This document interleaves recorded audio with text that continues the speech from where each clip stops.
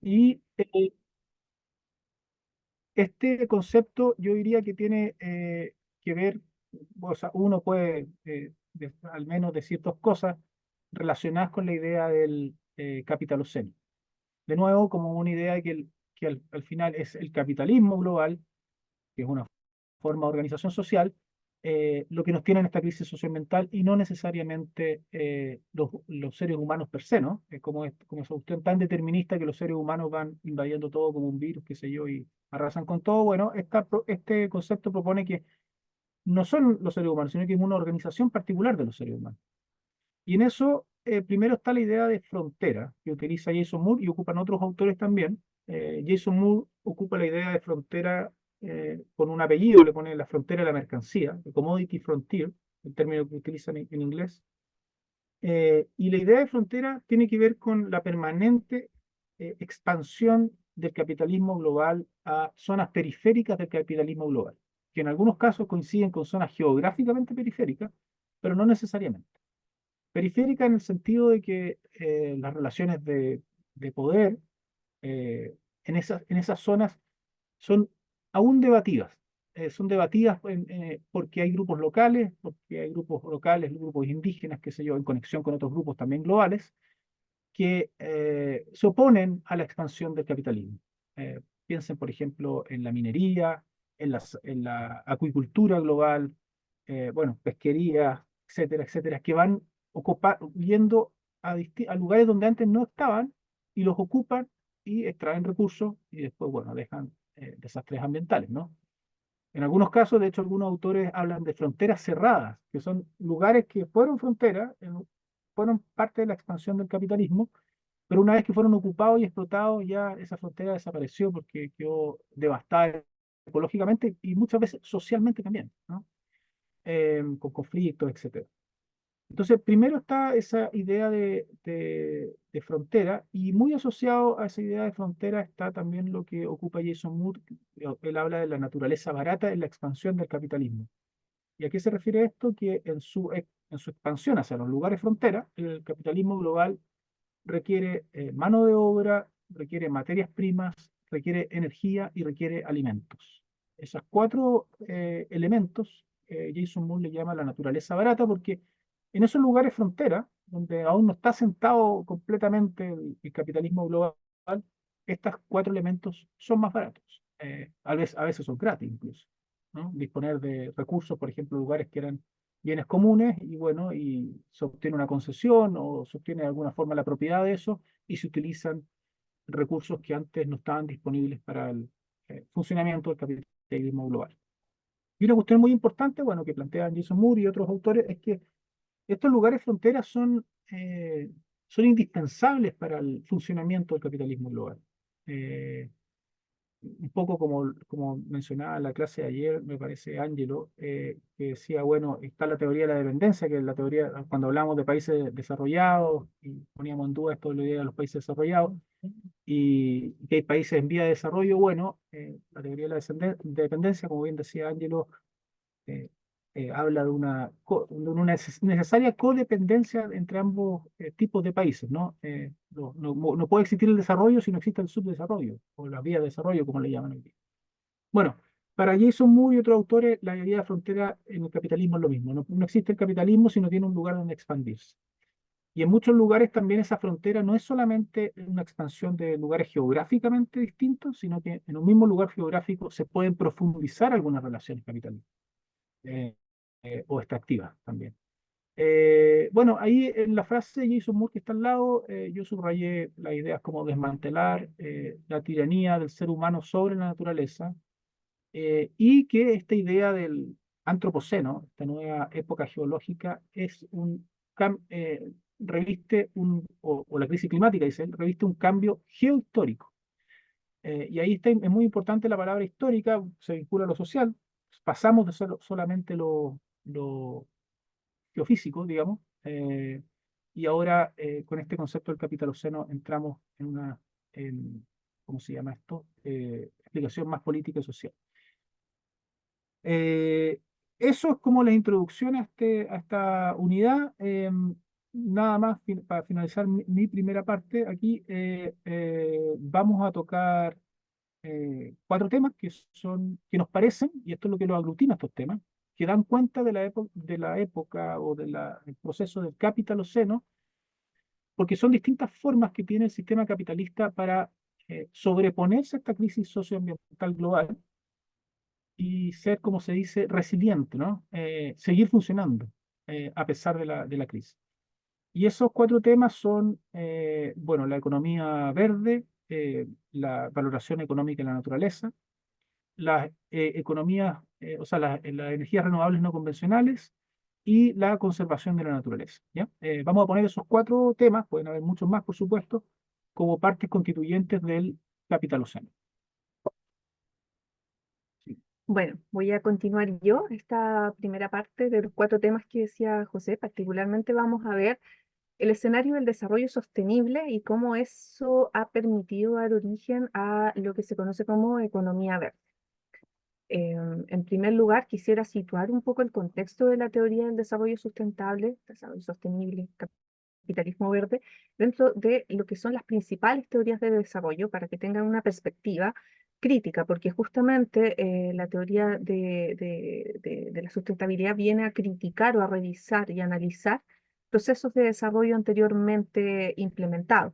Tenemos en primer lugar la teoría de la modernización, que yo siento que en la literatura ha sido la que ha sido el más criticada y analizada, sea en el contexto que comienza con la gran aceleración, la posguerra, la necesidad de Europa de avanzar hacia una industrialización a través de una intensificación de los procesos extractivos en el sur global.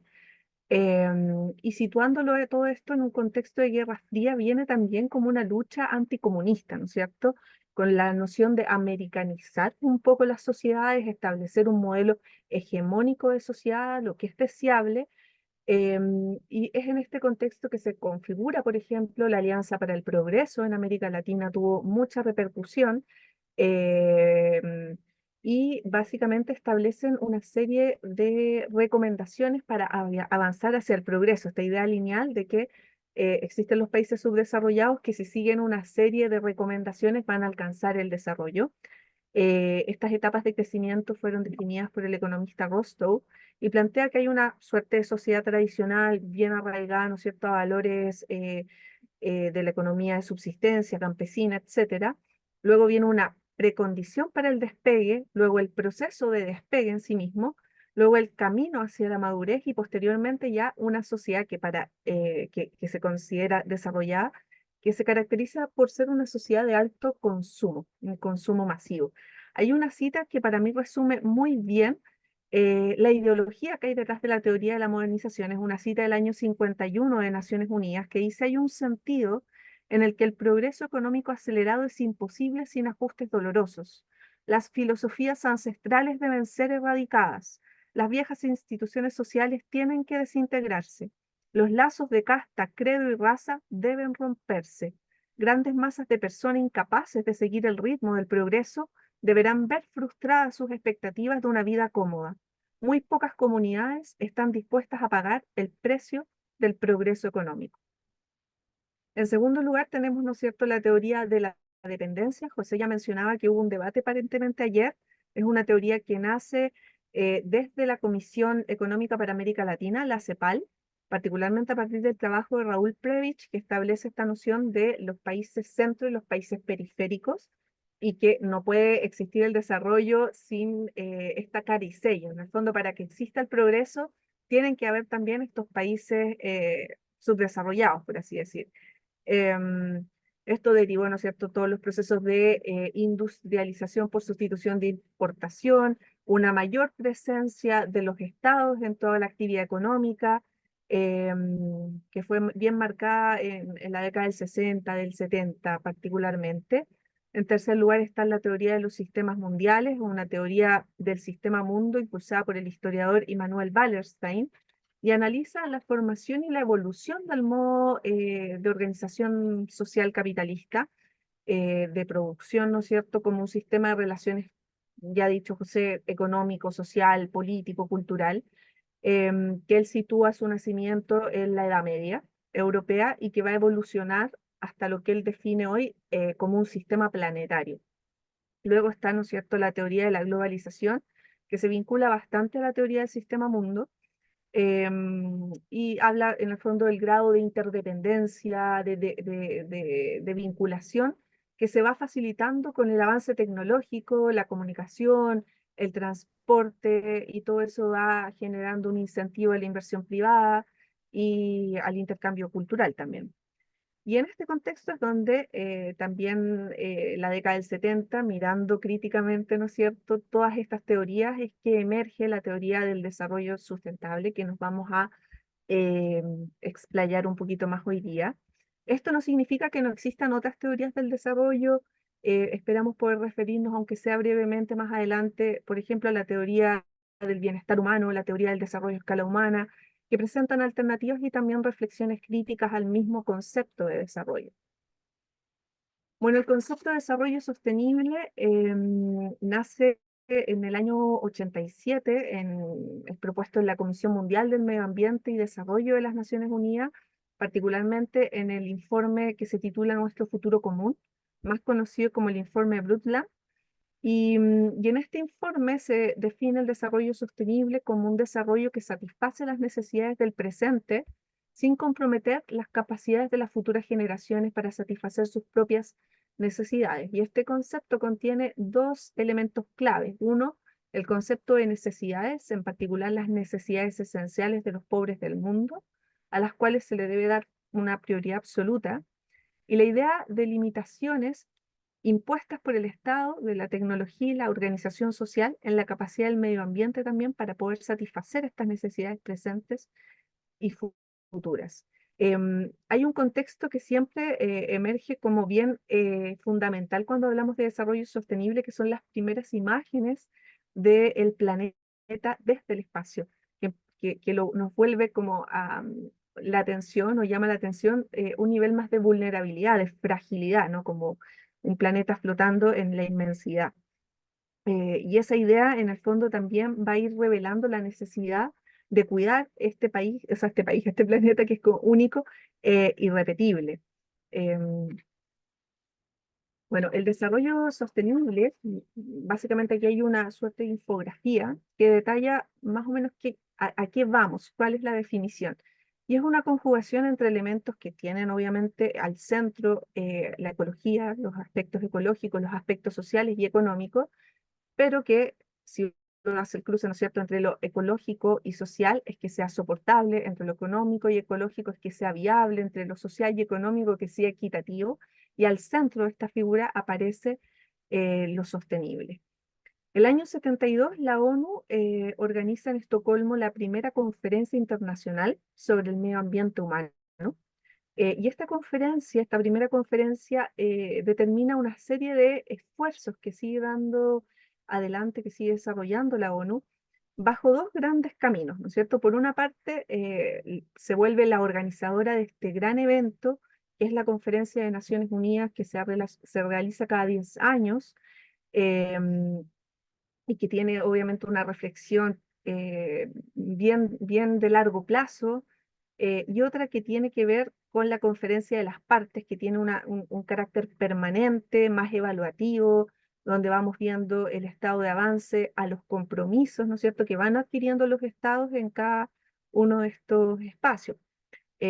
Actualmente tenemos adelante, estamos bien marcados por la Agenda 2030, que definió los objetivos del desarrollo sostenible, que es algo que estamos viendo en todas partes: políticas públicas, incluso en el comercio. De repente uno encuentra hasta en productos, en la etiqueta, este tipo de números con los iconos, ¿no es cierto?, que establecen los 17 objetivos para el desarrollo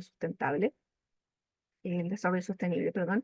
Y esta agenda, aunque plantea temas bien urgentes, o sea, si uno revisa al detalle cada uno de estos objetivos, es bien difícil estar en desacuerdo, ¿no? O sea, como el cuidado de la vida submarina, fin de la pobreza, ¿no es cierto? Y como la meta de que todo esto ojalá se cumpla de aquí al año 2030.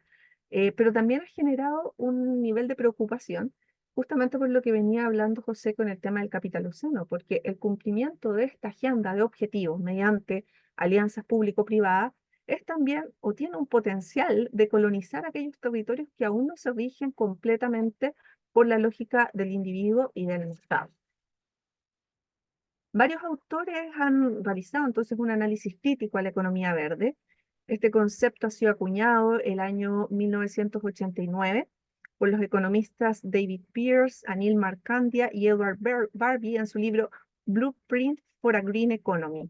Y esta publicación fue encargada para asesorar al gobierno de Reino Unido sobre las implicancias del desarrollo sostenible para la medición del progreso económico y la evaluación de proyectos y de políticas. En este libro se define la economía verde como un sistema de actividades económicas relacionadas con la producción, distribución y consumo de bienes y servicios que resultan mejoras del bienestar humano en el largo plazo sin al mismo tiempo exponer a las generaciones futuras a significativos riesgos ambientales y a la escasez ecológica. Em, Y bueno, ahí en la carpeta van a encontrar bastante literatura que hemos ido dejando. Como dice José, nuestra idea es poder brindarles una lectura un poco crítica de este desarrollo sostenible, de la economía verde que emerge de la mano de este concepto. Y en primer lugar hay un trabajo que desarrolla Eduardo Budinás, quien es un investigador del Centro Latinoamericano de Ecología Social de Uruguay, y él tiene un texto en el que se titula La ecología política de la crisis global y los límites del capitalismo benévolo. En este texto él plantea que la postura de reparar o de la reparación que emerge de la mano del desarrollo sostenible, básicamente es difícil de conseguir. O sea, es posible reparar, es posible reformar el capitalismo. em, y él es especialmente crítico, se ha enfocado mucho a revisar el rol de los gobiernos progresistas de izquierda en América Latina, pues plantea que no se hicieron ni discusiones profundas sobre las contradicciones del modo de producción capitalista en su actual fase neoliberal.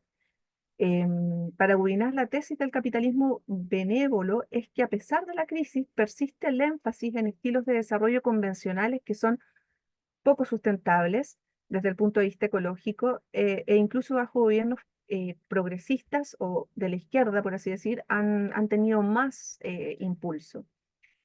Esto es lo que él básicamente define como un capitalismo benévolo, en el sentido de que busca, ¿no es cierto?, esta idea del chorreo, que ese crecimiento económico se manifieste, ¿no es cierto?, en mejoras, en mayor regulación ambiental, en mayor desarrollo para la gente pobre, pero a fin de cuentas mantiene la misma forma de organización social.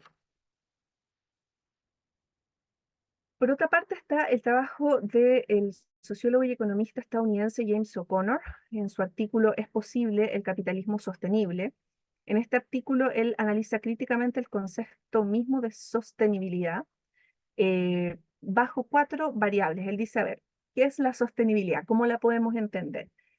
Si consideramos que la sostenibilidad es sostener el curso de la acumulación capitalista a escala global, si consiste en proporcionar medios de vida a los pueblos del mundo, si consiste en sostenerse sin ceder por parte de aquellos cuyas formas de vida están siendo subvertidas por las relaciones salariales y mercantiles, y si tiene que ver con la sostenibilidad ecológica y analizamos el escenario actual, la verdad es que no, dice el autor. No es posible la sostenibilidad o el capitalismo verde. Destaqué 2 citas importantes que me parecen relevantes de su artículo.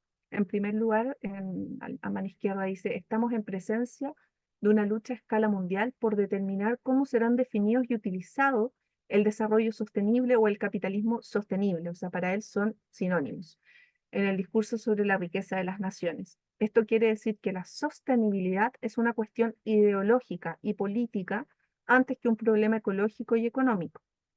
Y ahí un poco lo que les decía, si se define sostener de estas 4 maneras, que son los 4 puntos que destaqué aquí al centro, ¿es posible el capitalismo sostenible? La respuesta es no. Y la respuesta larga es probablemente no. El capitalismo tiende a la autodestrucción y a la crisis. La economía mundial crea una mayor cantidad de hambrientos, de pobres y de miserables. No se puede esperar que las masas de campesinos y trabajadores soporten la crisis indefinidamente. Y como quiera que se defina, la sostenibilidad está siendo atacada, perdón, y como quiera que se defina la sostenibilidad, la naturaleza está siendo atacada en todas partes. Esto es un poco una revisión más o menos crítica del concepto de desarrollo sostenible, vinculándolo, ¿no es cierto?, al de capitalismo verde, economía verde, y vamos a ver ahora casos puntuales de cómo se ha ido materializando un poco esto. Ahora les dejo con José de nuevo. Sí, si les parece, yo no sé si habrán consultas. Yo iba a proponer que tal vez podemos ver esta parte de valoración económica de la naturaleza, si tenemos dos de los puntos que íbamos a ver hoy día. Y luego de eso podemos dejar un espacio para quienes anotaron alguna observación, duda, consulta, para que conversemos un poco antes de pasar a los otros dos temas. Así que bueno, seguimos con el segundo punto. Recuerden que, de nuevo, lo más importante, lo que está detrás de esto, por qué la economía verde, la valoración económica de la naturaleza, la energías renovables no convencionales y la conservación de la naturaleza son puntos importantes acá en el capítulo seno. Bueno, porque nosotros pensamos que son estrategias, formas que tiene el sistema capitalista para poder sortear la actual crisis socioambiental global. Y que son útiles para la mantención del sistema, ¿no? Por eso la idea que queremos, o nuestra perspectiva, al menos acá, es una perspectiva crítica frente a esta, no más allá de cuestiones, qué sé yo, de juicio o cuestiones normativas, queremos presentar una perspectiva crítica sobre esto. Bueno, entonces seguimos con el tema de la valoración económica de la naturaleza. Esto tiene que ver mucho, al menos eh, en cómo se entiende actualmente, con el concepto de servicio ecosistémico. Y probablemente alguno o alguna de ustedes ya está familiarizado con este concepto, no lo sé, pero por lo tanto hago una breve, muy breve descripción del concepto. Bueno, hay mucho debate sobre el concepto de servicio ecosistémico, pero básicamente uno puede entenderlo como los beneficios que obtienen los humanos de la naturaleza, los servicios ecosistémicos. ¿Ya? Em, y el concepto ha sido criticado principalmente por tener una lógica muy economicista, ¿no? Como que la naturaleza nos provee servicios, bienes y servicios. Es como que como funciona la economía, ¿no? Pero ahora la naturaleza es el proveedor de bienes y servicios. Eh, bueno, estos conceptos de servicio ecosistémico mayoritariamente se masificó o popularizó, al menos en el ámbito de la ciencia y también de las políticas públicas, ¿no? Ya también mucho, acá en Chile, el Ministerio de Medio Ambiente también trabaja con el concepto, por ejemplo, con unas publicaciones que hizo un grupo de trabajo que se llamó el Millennium Ecosystem Assessment, la evaluación de los ecosistemas del milenio, que entre 2003 y 2005 trabajaron para elaborar y profundizar en esta idea de los servicios ecosistémicos y además evaluar el estado de los servicios ecosistémicos a nivel global. Y bueno, básicamente lo que el Millennium Ecosystem Assessment, cómo clasificó, cuál fue su tipología de servicios ecosistémicos, recuerden de nuevo como los beneficios que obtenemos las personas desde los ecosistemas, fue tener cuatro tipos de servicios ecosistémicos. Los primeros le llamó, aquí está la traducción, ¿no? Después ahí ustedes pueden revisar los términos en inglés, pero esta es la traducción, los servicios de apoyo, que vienen a ser más parecidos a las funciones de los ecosistemas, lo más básico que tienen los ecosistemas, como por ejemplo ciclo de nutrientes, formación de suelo, producción primaria, etcétera, fotosíntesis. Esos son los servicios de apoyo. Y después estos servicios de apoyo, si se cumplen, si se realizan estos servicios de apoyo en el ecosistema, eh, permiten la ocurrencia de otros tres tipos de servicios de ecosistema, que son los servicios de aprovisionamiento, los servicios de regulación y los servicios culturales. Los servicios de aprovisionamiento son servicios que son materiales, eh, tangibles. Y aquí tienen que ver, por ejemplo, con ejemplos son alimento, agua dulce, madera y fibra para hacer, por ejemplo, vestuario, combustibles, etcétera. Los servicios de regulación tienen que ver con procesos de los ecosistemas que también son fundamentales, por ejemplo, para la provisión de servicios, para que ocurran los servicios de aprovisionamiento. Por ejemplo, la regulación del clima. En la regulación del clima está la regulación del clima local, la regulación del clima global. El control de inundaciones, aquí ponen regulación de crecidas, uno puede entenderlo, a mí me resulta más fácil el control de inundaciones. Por ejemplo, hay muchos humedales que cumplen la función, entre otras, de ser controladores de inundaciones. O sea, si no existe el humedal, las poblaciones que viven alrededor se inundarían principalmente con humedales que tienen variación en sus mareas, ¿no? Que están influenciados con las mareas. La regulación de enfermedades, los ecosistemas también controlan pestes y enfermedades que ocurren a especies de los ecosistemas y que eventualmente también ocurren a los humanos. Purificación del agua, etcétera. Y después viene un cuarto grupo de servicios ecosistémicos, que son los servicios ecosistémicos culturales, que son un poco más complicados en su producción, porque si bien yo decía la definición más general y la que da este Millennium Ecosystem Assessment, era que los servicios ecosistémicos son los beneficios que obtienen las personas de los ecosistemas. Bueno, en el caso de los servicios culturales es un poco más complicado porque las personas también están involucradas en la producción de ese servicio. Pero bueno, es también, creo, un poco evidente que todos los grupos humanos, no sé si todos, pero muchos grupos humanos, y muchas veces asociados con grupos indígenas, por ejemplo, tienen un apego particular a los ecosistemas.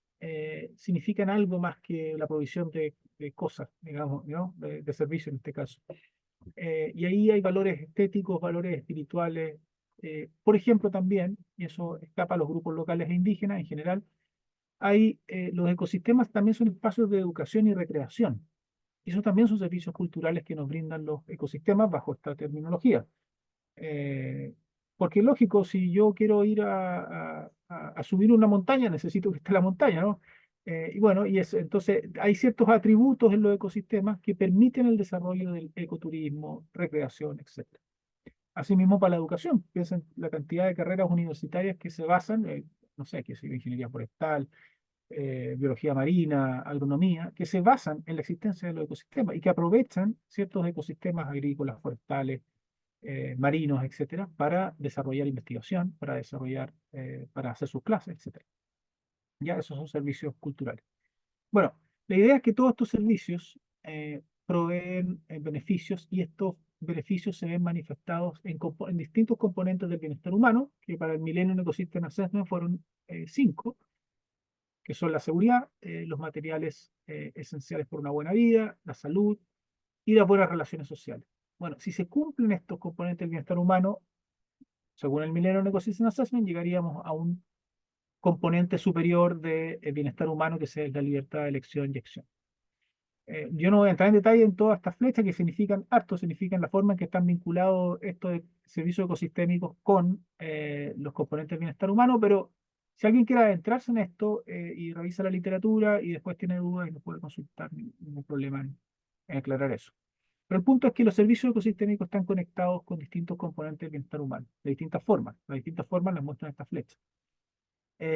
Y bueno, y hasta ahí puede ser que la cosa no sea tan crítica, pero el tema es que hubo una rama de los servicios ecosistémicos que se enfocó en la valoración de los ecosistemas, en el valor económico particularmente de los ecosistemas y sus servicios. Este es un esquema también muy conocido que se desarrolló después del Millennium Ecosystem Assessment, que se llama el esquema de cascada por su forma, y que indica que, bueno, primero hace una división entre, de nuevo, y volvemos un poco, o sea, no volvemos, porque vamos a estar todo el tiempo, una cuestión que está subyacente en el curso, la división sociedad-naturaleza, ¿no? Aquí no puede estar más clara la división, bueno, en el anterior, voy a volver ahí, también está clara, aquí están los ecosistemas, aquí está la sociedad. Y en este esquema de cascada, bueno, aquí están los ecosistemas, aquí está la sociedad, y aquí entre medio de los ecosistemas y la sociedad hay una categoría intermedia que son los servicios, los flujos, lo que fluye de la naturaleza a la sociedad. Bueno, la naturaleza tiene estructuras y procesos biofísicos, tiene funciones ecológicas, funciones ecosistémicas, le llaman algunos, y esas funciones, cuando pueden ser transformadas en beneficios para los seres humanos, se convierten en servicios ecosistémicos. Bueno, los servicios ecosistémicos producen beneficio, pero finalmente ese beneficio es valorado. Eh, el punto crítico o el punto que ha sido levantado más polémica tal vez en esta área ha sido la evaluación económica, como mencionaba, de los servicios ecosistémicos. En este ejemplo del esquema de cascada se pone, por ejemplo, como servicio ecosistémico la provisión de agua en cantidad y calidad. ¿Ya? Ahí ustedes pueden revisar que, bueno, para producir esta agua se necesita un ecosistema que tenga, que contenga y que mantenga esa agua. Y después, por ejemplo, el beneficio de este servicio a la sociedad puede ser a través del agua potable, ¿no? Eh, Donde sostienen agua potable, siempre tiene que ser un lugar que sea capaz de proveer esa agua, pero una vez para obtener el beneficio ya se necesita intervención humana, porque el agua potable no es que simplemente se obtenga del ecosistema, sino que se necesita toda una cantidad de infraestructura y gente para proveerla. Y finalmente esa agua se puede valorar económicamente, ¿no? Se puede decir, bueno, ¿cuánto cuesta el agua potable? Y en distintas métricas puede ser, pero puede llegarse a un valor económico. Eh, Más o menos esa es la idea del esquema o el modelo de cascada. El problema es que se genera con esta visión de la valoración económica de la naturaleza, es que la naturaleza no funciona como un bien de mercado, ¿no? En general, porque tiene umbrales críticos, entonces, cosa que que los bienes económicos en general no tienen. Y existen algunos valores que son intrínsecos a la naturaleza. Eh, ¿Cómo se le puede poner precio, por ejemplo, a las estructuras y funciones de la naturaleza? ¿Cómo se le puede poner precio a la belleza escénica de un lugar o a la belleza estética? A la importancia cultural que tiene para ciertos grupos humanos, ¿no? Nosotros conocemos ejemplos, que se yo, por ejemplo, bueno, Maite sabe más, pero con proyectos hidroeléctricos, para poner un ejemplo, ¿no? Por ejemplo, proyectos hidroeléctricos que van a inundar una zona, y bueno, y en esa zona hay un lugar ceremonial para un grupo indígena, y bueno, y la empresa ofrece cambiar el lugar del espacio ceremonial, ¿no? Es como, bueno, nosotros le instalamos otro espacio ceremonial un poco más arriba, un poco más allá, para que no, porque este espacio va a ser inundado. Pero el problema es que, bajo la perspectiva de una comunidad indígena, ese es el espacio, no hay otro. No es cambiable, no es reemplazable. Entonces ahí no hay compensación económica que entran como dos ontologías, dos lógicas muy diferentes. Y además la naturaleza tiene una significancia evolutiva a la cual también es bien difícil ponerle precio, ¿no? Entonces uno puede decir, bueno, la naturaleza tiene un valor infinito en realidad, y es la fuente no solamente de la economía, sino que de toda la vida como la conocemos. Aquí muestro unas tablas de un estudio de Laura Nahuelhual, que se hizo de hecho acá en Panguipulli, y que solamente quiero ponerlo para, ellos estudiaron, bueno, Laura con colaboradores, ellos estudiaron los servicios ecosistémicos, pero desde un punto de vista de más allá del valor económico solamente.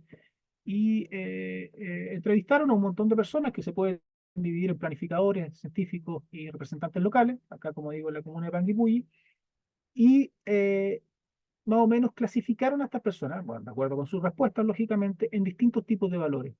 Valores utilitarios, que está relacionado con el valor económico, por ejemplo, valor naturalista, valor ecológico científico, estético, simbólico, humanista, moralista, etcétera. Ahí está el estudio también, va a quedar disponible para ustedes, si quieren ahondar en esto. Pero el punto importante acá es que existen valores más allá del valor económico, ¿no? Y aquí este estudio muestra algunos utilizando el propio concepto de servicio ecosistémico, por eso lo quise poner, porque lógicamente hay otros estudios mucho más críticos que muestran que existen otros valores, pero no es solamente el valor económico lo único importante, ¿ya? Y bueno, otra cuestión que ahí está en debate también con esto de la valoración económica en la naturaleza es que algunos dicen, no, no hay que valorarlo económicamente, otros dicen, sí hay que valorarlo económicamente. Muchas veces, y no sé si lo curioso, pero lo paradójico es que ambos grupos con buenos fines aparentes, ¿no? Es como uno dice, no se tiene que valorar económicamente porque la economía ha sido el problema de todo esto, ¿no? Hemos mostrado un poco en la idea del antropoceno, la revolución industrial, qué sé yo, la idea de producción y aumentar la producción está detrás de más impactos ambientales, como mostraba ayer en una lámina relacionando el Producto Interno Bruto con la huella ecológica, por ejemplo. Entonces algunos dicen, no, no tiene que valorarse económicamente porque la economía es parte del problema, ¿no? Es parte de la causa de este desastre socioambiental. Y otros dicen, no, justamente porque la economía es el lenguaje que utilizan los tomadores de decisiones, tiene que valorarse económicamente para que un tomador de decisión vea en valor económico que este ecosistema vale más allá de, por ejemplo, un proyecto alternativo. En algunos casos, por ejemplo, por poner de nuevo un ejemplo, no sé, hay un ecosistema de bosque y hay un proyecto que puede ser la construcción de edificios en ese bosque. Por lo tanto, hay que talar el bosque. Entonces, con un análisis costo-beneficio económico tradicional, uno puede sacar el valor actual neto de ambos proyectos y decir, bueno, ¿y cuánto me da el bosque? ¿Y cuánto me da el proyecto habitacional?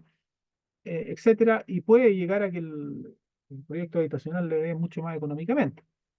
Pero los defensores de esta valoración económica dicen, bueno, y si se valora el bosque y sus productos forestales no madereros, si se valora el bosque por su capacidad de secuestrar carbono, si se valora el bosque por su potencial de recreación y ecoturismo, etcétera, puro servicio ecosistémico en esta terminología, entonces un tomador de decisiones va a poder ver que en realidad el bosque vale. Porque si no tiene el número económico, el valor en pesos o en dólares, lo que sea, adelante no lo va a tomar en consideración. Puede ser un argumento atendible también. Bueno, en ese debate, Giorgio Calis, que es un investigador catalán, con otros colaboradores, dijo, bueno, la pregunta en realidad no es si se valora o no se valora, ¿no? Entonces la respuesta es depende. Ellos desarrollaron esta tipología para sustentar su argumento. ¿Depende de qué? Bueno, dicen básicamente de cuatro cosas. Depende si la valoración de la naturaleza mejorará, y estas son cuatro cosas, son cuatro preguntas en realidad. Entonces hay cuatro preguntas que hay que hacerse de acuerdo con ello. Dice, la primera es, ¿esta valoración de la naturaleza mejorará las condiciones ambientales actuales? La segunda, ¿la valoración de la naturaleza reducirá las inequidades existentes y redistribuirá las relaciones de poder?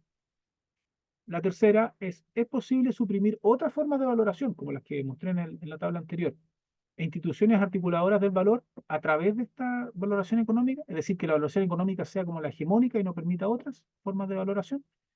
Y la última es si esta valoración económica servirá para procesos de cierre de los comunes, en inglés, bueno, acumulación por desposesión, en el fondo lo que en inglés hay mucha literatura ha abordado como el grabbing, como el acaparamiento, en el fondo grandes empresas o estados que van y ocupan un lugar y las personas que estaban ahí, que eran propietarios por derecho, digamos, tienen que salir o son controlados, etcétera, etcétera.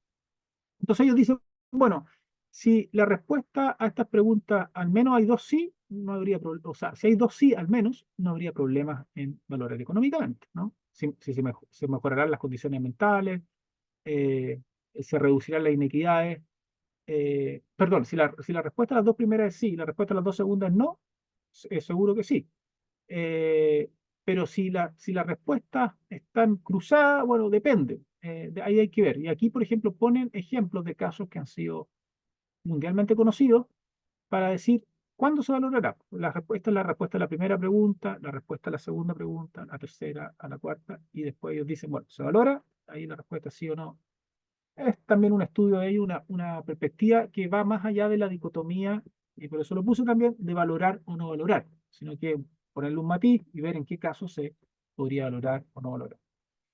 Eh, Me parece que esa es la última, sí, de valoración económica, y entonces, bueno, si tienen preguntas, quieren entrar ahí en la conversación, eh, por favor, y podemos... eh, Paula parece que tiene la mano arriba. Bueno, Catalina, tú controlas tu Sí, espacio. no, ni un problema, pues da la palabra. Sí, hay un comentario. No, ¿todos escuchan bien? No, estamos bien.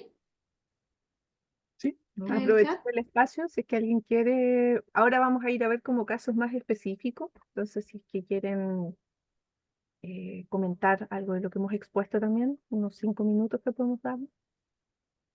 sí, opinión, no sé, o si tienen, no sé si, siempre preguntamos nosotros si vamos muy lento o muy rápido, si se entiende, no se entiende. Porque la idea es que se entienda, ojalá. Eso es lo que queremos. Pueden abrir los micrófonos también, no hay ningún problema.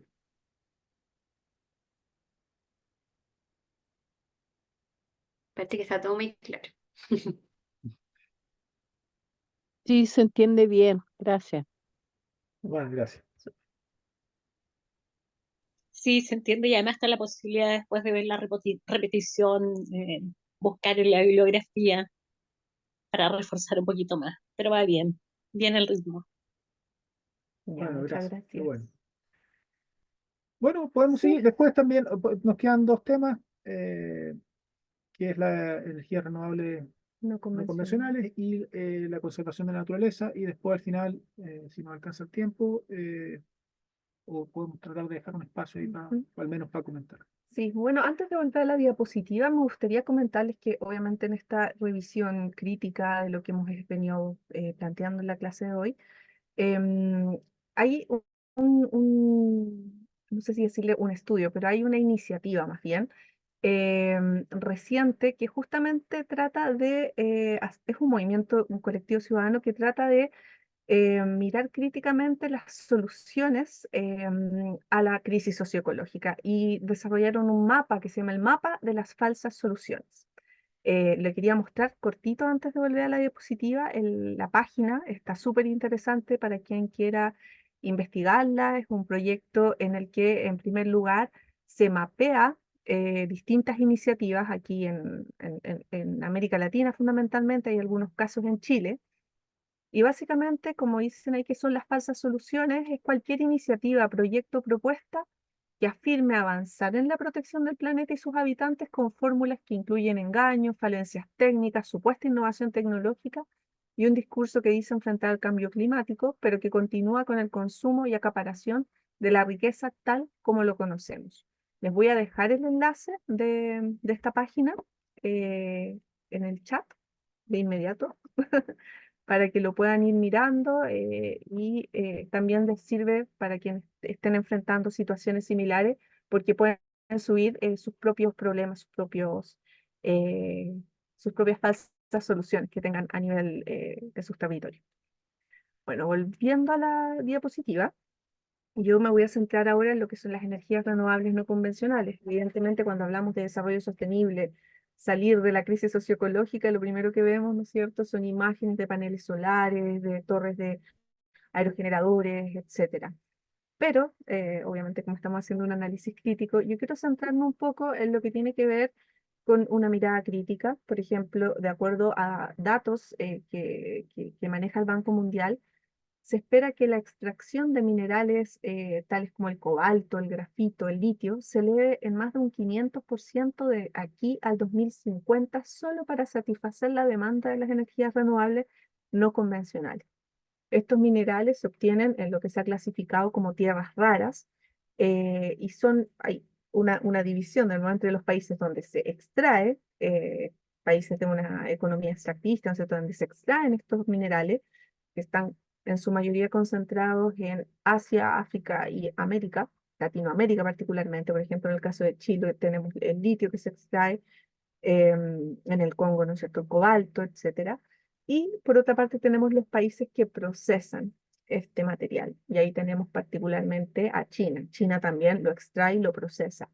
Varios autores han planteado que esto redefine, o toda la industria de las energías renovables no convencionales va a redefinir el mapa geopolítico, ¿no es cierto?, posicionando a China como un nuevo imperio, pensando que en la Unión Europea, por ejemplo, dependen en un 98% de las tierras raras de China para sostener su demanda en insumos y en material tecnológico para sus fuentes de energías renovables no convencionales. Y en ese contexto se ha reportado que las condiciones, por ejemplo, laborales de los mineros del grafito en China o la extracción del cobalto en minas donde meten a menores de edad en el Congo, viola completamente los derechos humanos, o sea que no se pueden garantizar los derechos humanos. Eh, y obviamente también una lectura es que aquellos países donde se están extrayendo en mayor medida estos minerales son los que a su vez requieren un mayor grado de protección de sus ecosistemas.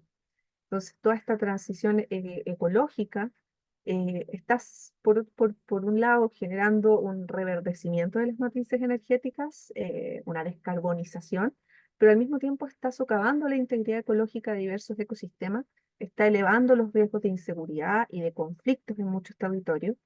Y para muchos también esta idea de la descarbonización debe ir acompañado de el cumplimiento de derechos humanos, de procesos de paz, el manejo y la resolución de conflictos, priorizar el tema de la corrupción, ¿no? O sea, que se evite la corrupción, y esos temas deben ser prioritarios, más allá de la descarbonización, ¿no es cierto? Bueno, yo me voy a referir en esta oportunidad a lo que fue un poco el trabajo que hice en el marco de mi doctorado. Bueno, ahí les voy a dejar, en esta lámina está el mapa de las falsas soluciones y también el proyecto fotográfico de Edward Burtynsky, que ya les adelantamos en la primera sesión. Y este es un proyecto que se llama A Good Anthropocene Project, donde retrata justamente el impacto de las industrias de energías renovables no convencionales a partir de las fotos. Por ejemplo, esta es en el litio, en Atacama, en el desierto de Atacama. Me voy a referir brevemente a lo que fue mi proyecto de investigación doctoral. Hice un proyecto para mirar críticamente el avance, el impulso de las energías renovables no convencionales.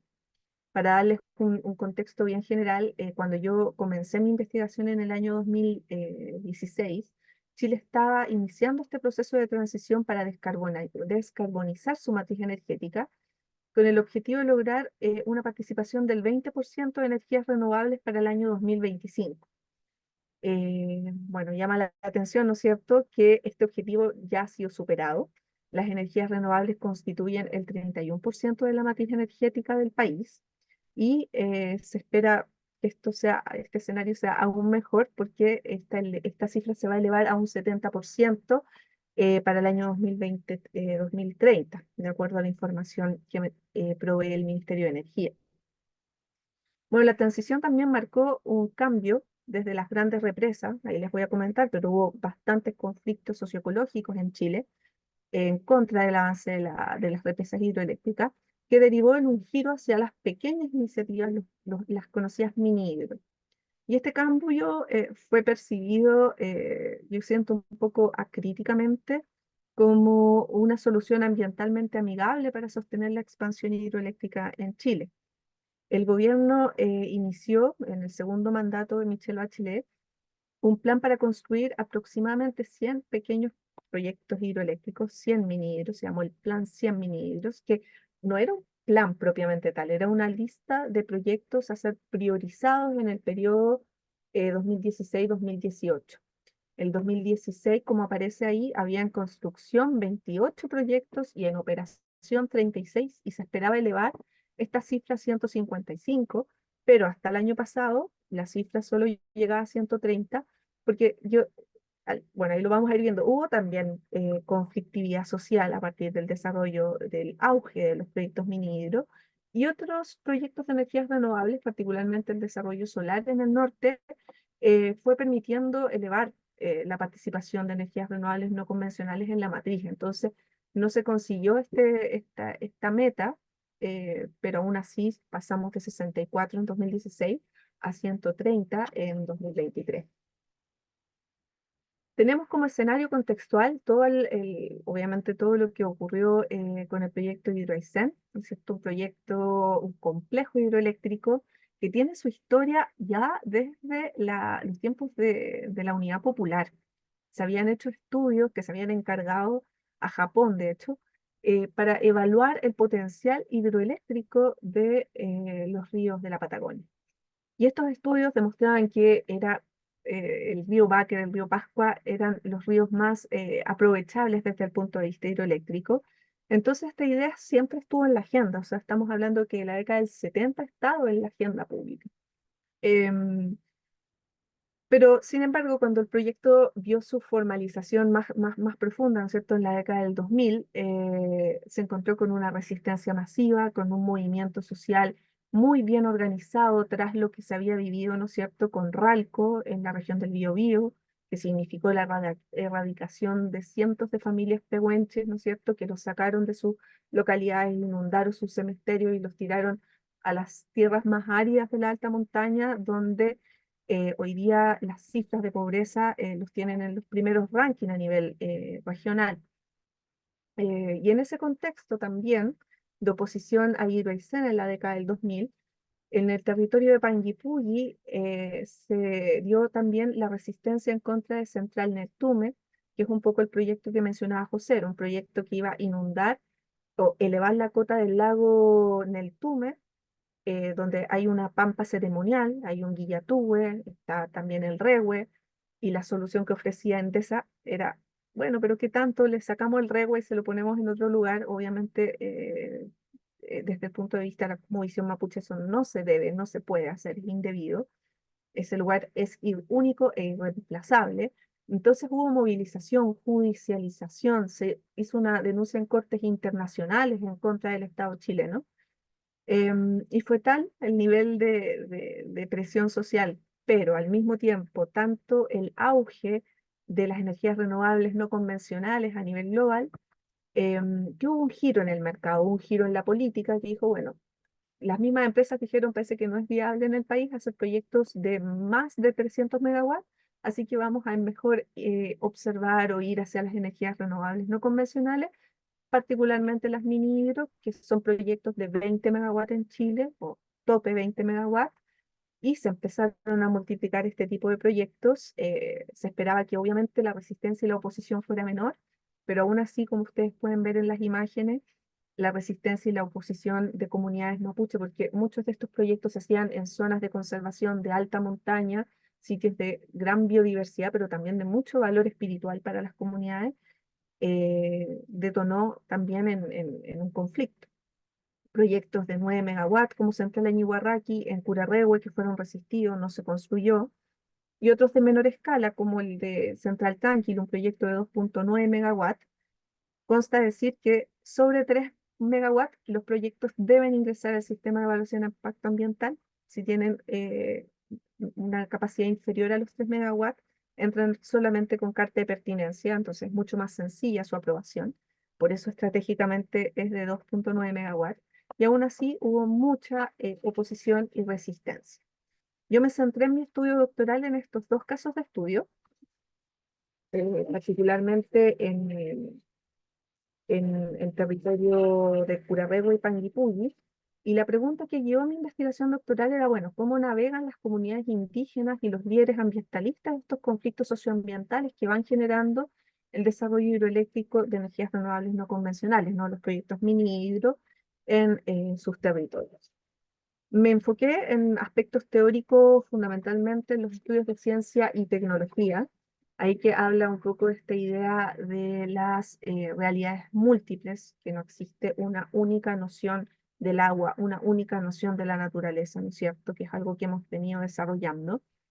También me basé en las políticas ontológicas para entender, en la ontología política, perdón, para entender el agua como una entidad relacional, no como un recurso inerte, ¿no es cierto? Todo su valor espiritual y económico, social que tenía para las comunidades indígenas. Y a partir de eso fui dándome cuenta de que la realidad no está delimitada, no está fija, es una construcción social que se va logrando a través de prácticas, de discursos, políticas, materiales, tanto así que la realidad no existe una única realidad, ¿no? Existen realidades. Y estas perspectivas me facilitaron la comprensión de diversas significaciones que tenía el agua, que yo me iba encontrando en trabajo de campo. Eh, la segunda parte de mi trabajo más teórico, tomé elementos de la ecología política, particularmente la ecología micropolítica y elementos de la justicia ambiental, de las políticas ontológicas, las diferencias que existen entre, ¿no es cierto? Yo reconozco el agua como un recurso, a lo mejor yo como un elemento espiritual, esta idea de que no se pueden organizar jerárquicamente, ¿no? Esa es la visión más política, o sea, son igualmente válidas.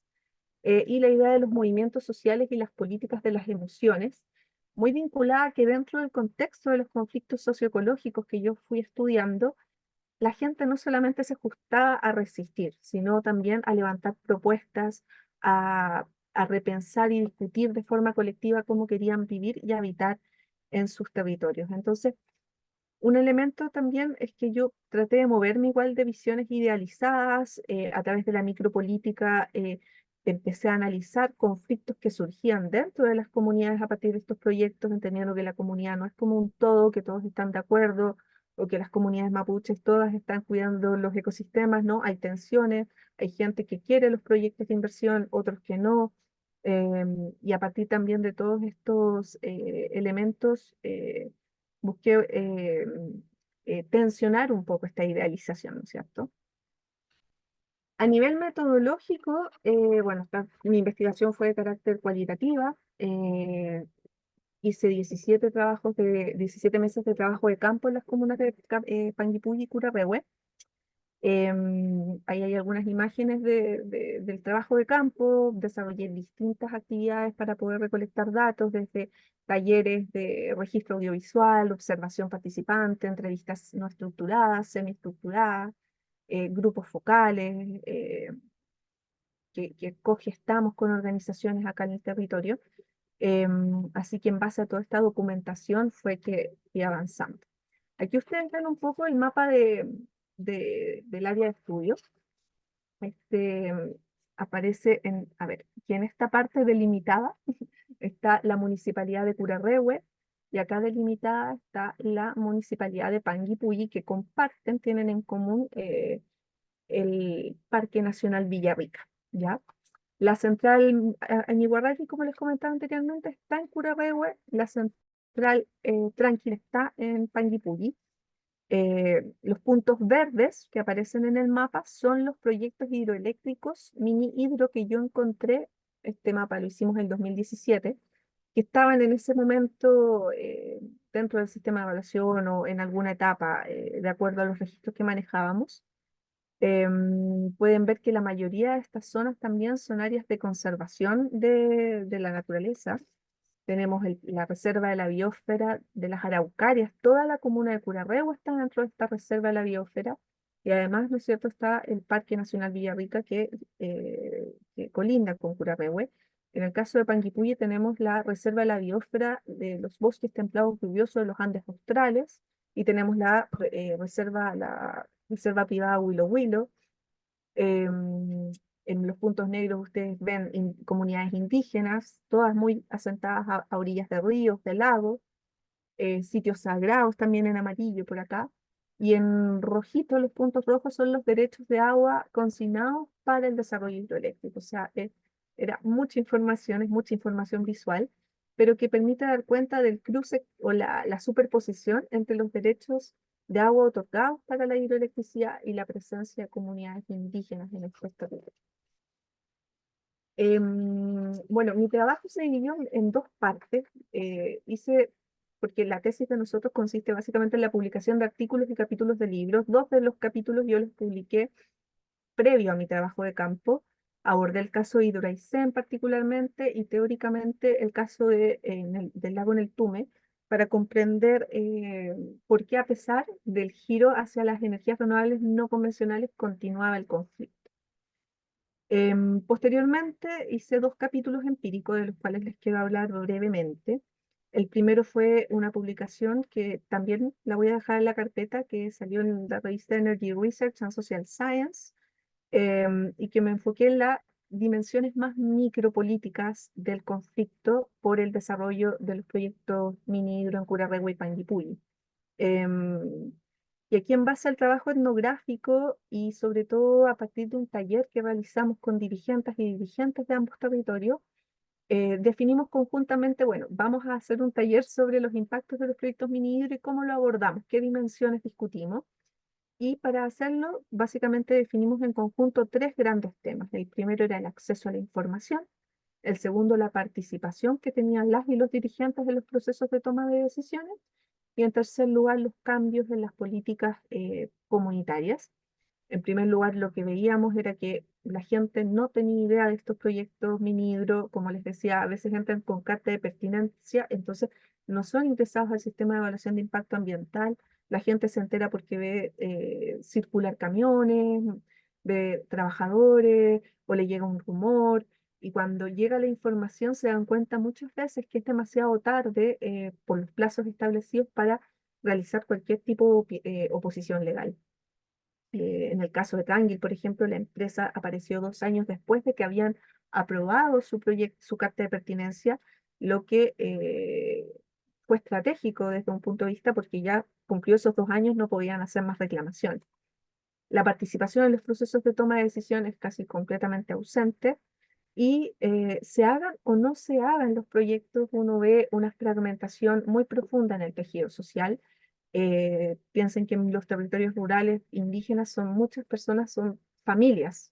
Entonces, que alguien se ponga por el bando de que está a favor y alguien que está por el bando de que está en contra de un proyecto genera a veces un distanciamiento entre padres e hijos, tías y sobrinos, ¿me entienden? Entonces todo eso genera muchas tensiones que se viven emocionalmente también, que tiene un alto costo para y los dirigentes.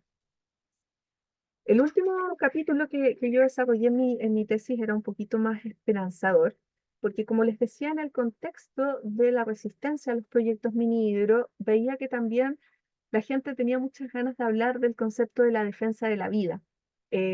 Yo veía también que las mismas personas que estaban ahí con la bandera de lucha en contra de los proyectos eran quienes estaban liderando distintas iniciativas, sobre todo vinculadas a la economía territorial, eh, como el caso del Parlamento Mapuche de Coscós, que a través de su organización Coyantún Coscós Mapu, tenían en ese momento que yo hice el trabajo de campo la Huerta Mapuche, una iniciativa que articulaba una serie de huerteras y huerteros del territorio para poder vender sus productos, poder generar una iniciativa local.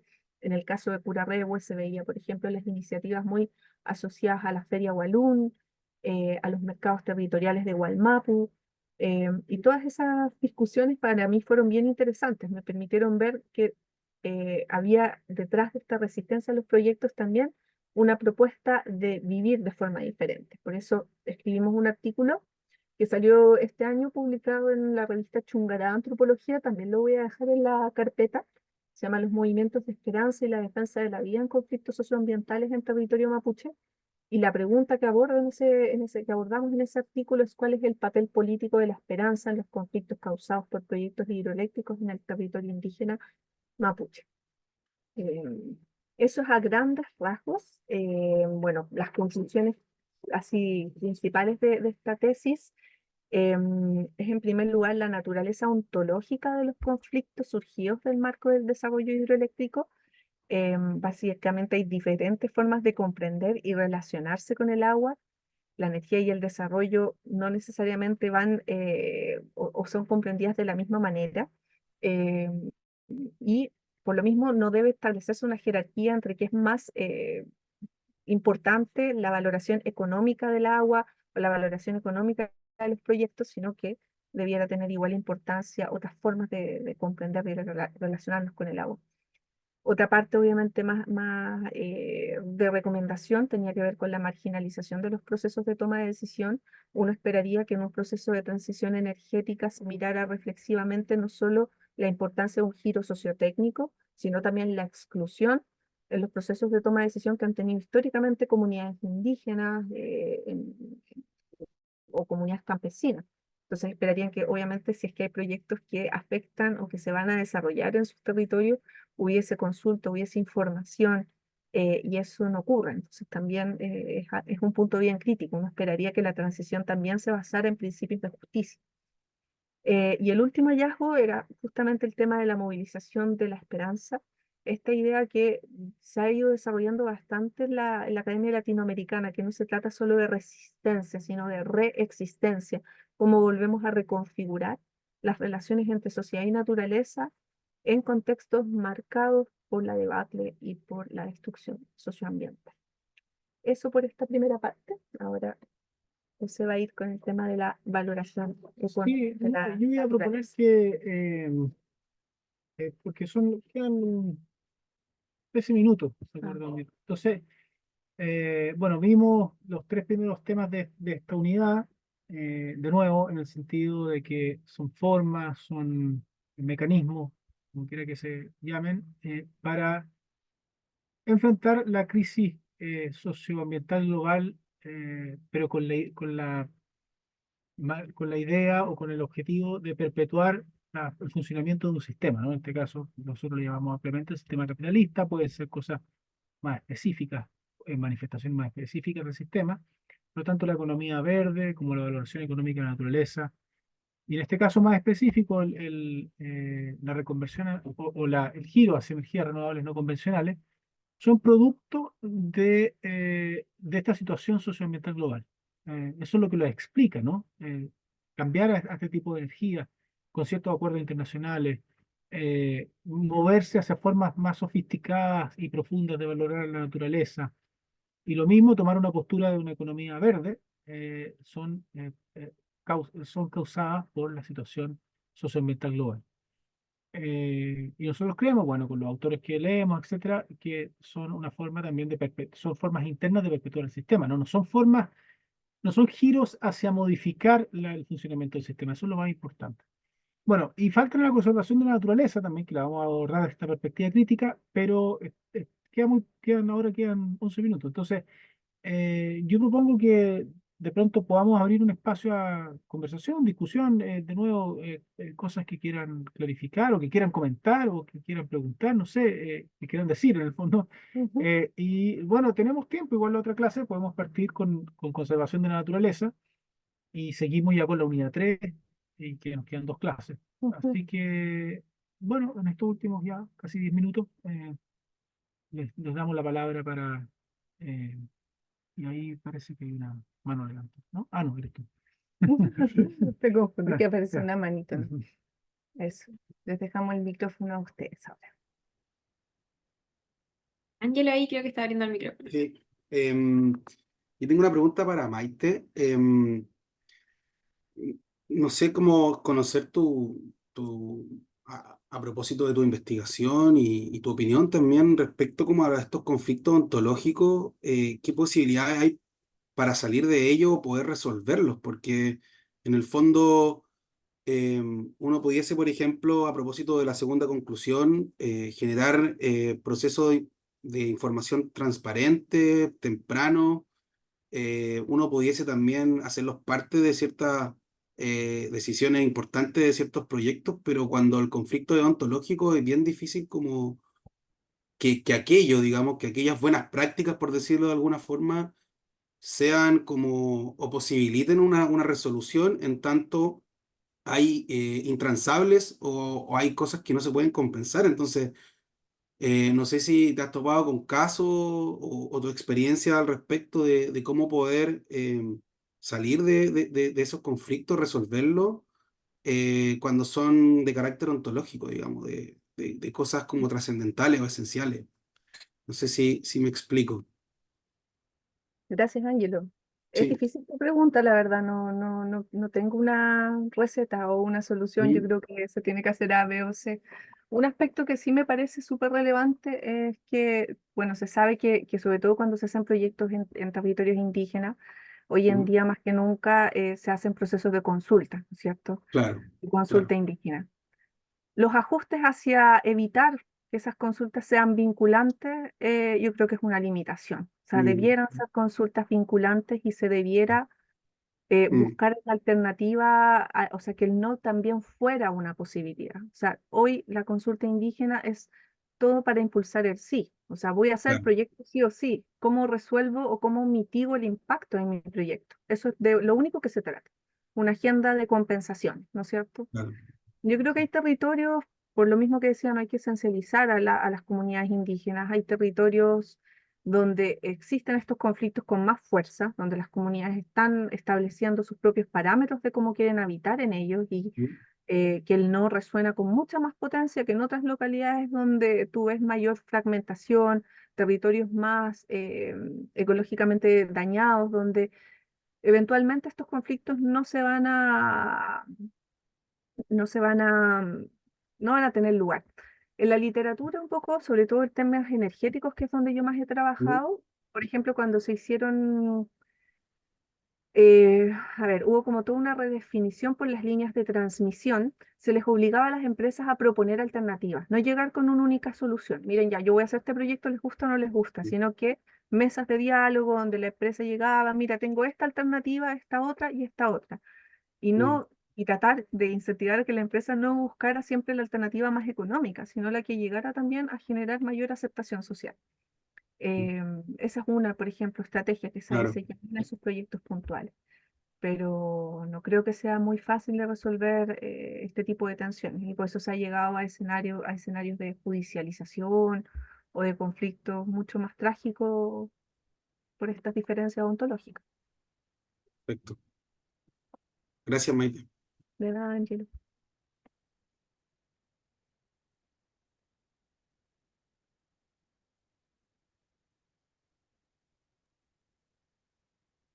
Tenemos muchas felicitaciones también por el chat. Paulina González dice muchas gracias, excelente clase. Lorena Parra también dice muy buena clase, muy interesante. Gracias, Lorena, gracias, Gracias. Paulina. ¿Alguien más si tiene algún comentario, pregunta o alguna reflexión no sé, de repente cuando uno escucha, también se le ocurren ideas y las quiere compartir, así que acá estamos, tenemos unos minutos todavía.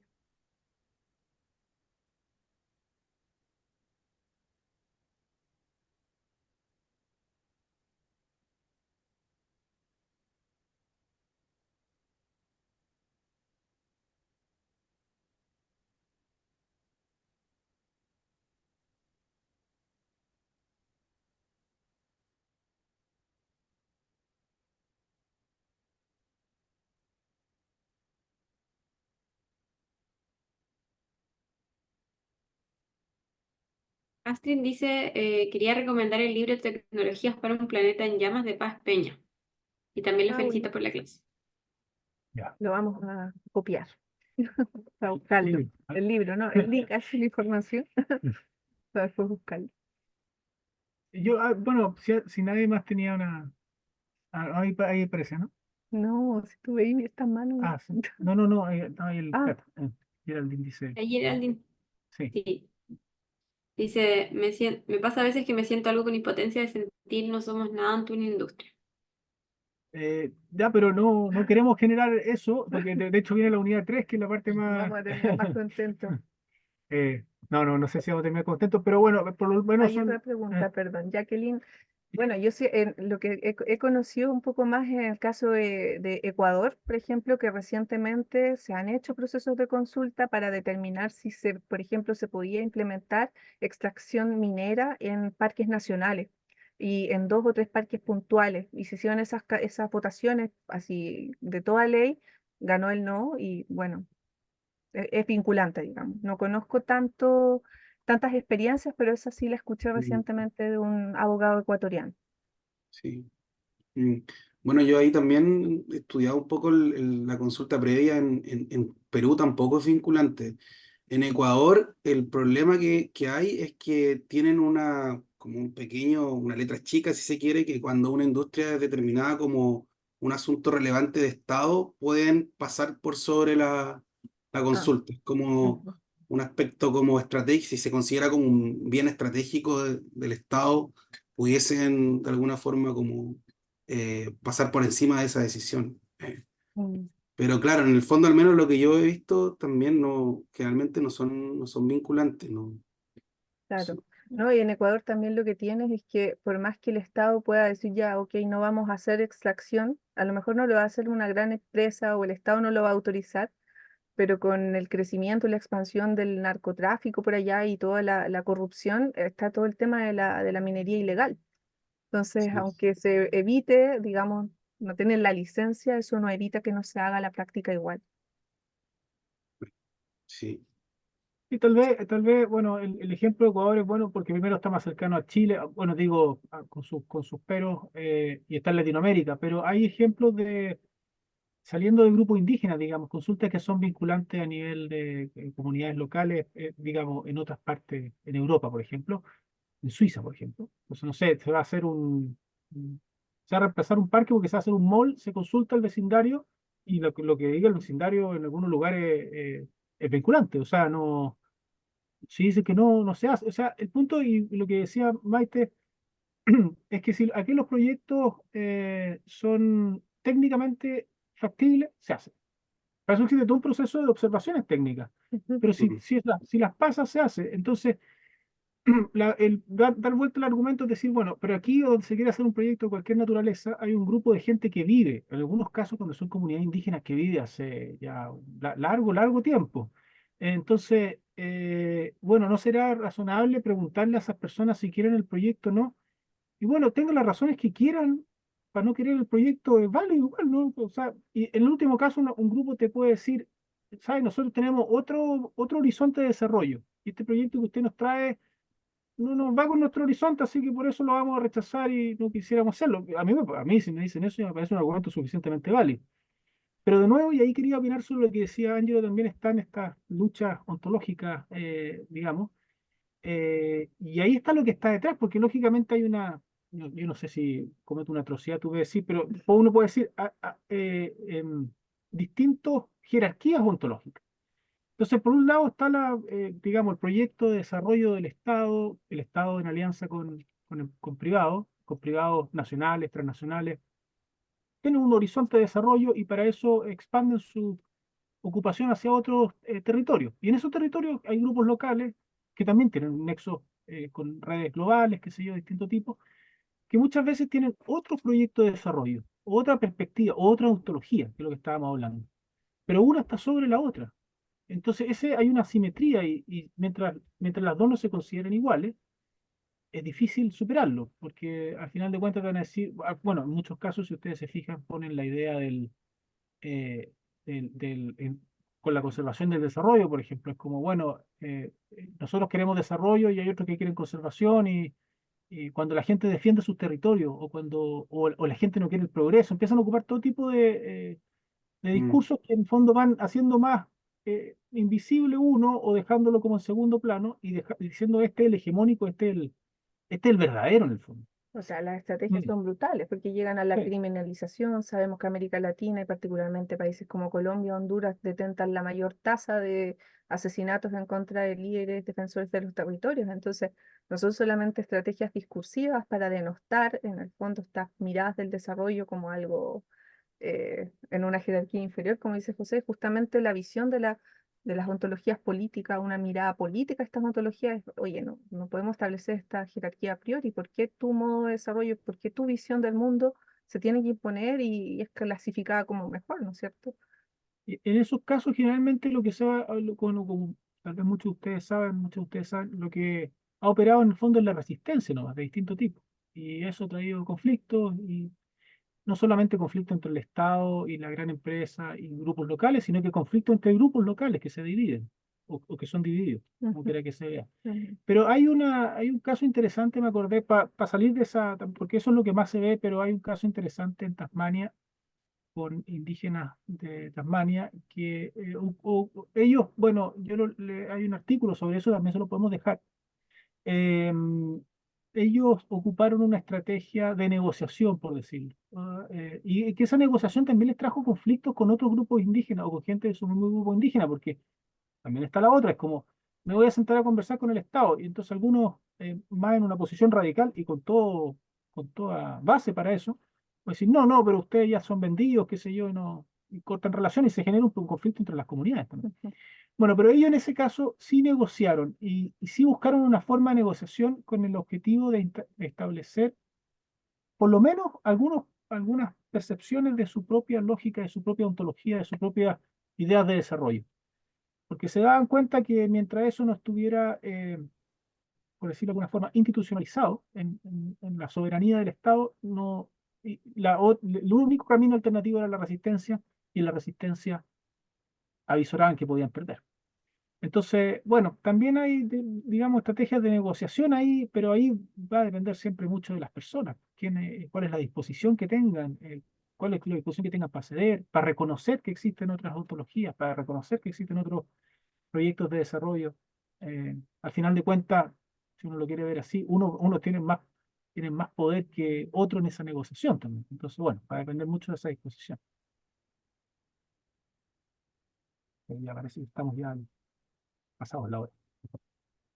Y estamos sobre la hora, así que habría que ir cerrando. No sé si alguien se quedó con alguna duda, sino para que nos vayamos despidiendo.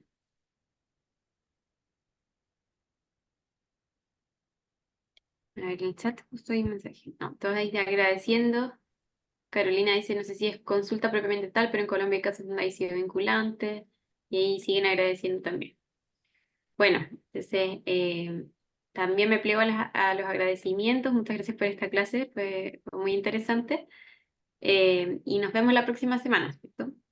Nos vemos. Sí, que tengan buen fin de semana y nos vemos la otra semana. Esté muy Muchas bien. gracias. Chao, que estén Muchas muy gracias. bien. Chao. Chao, Chao. hasta Chao. la próxima semana. Gracias. Gracias.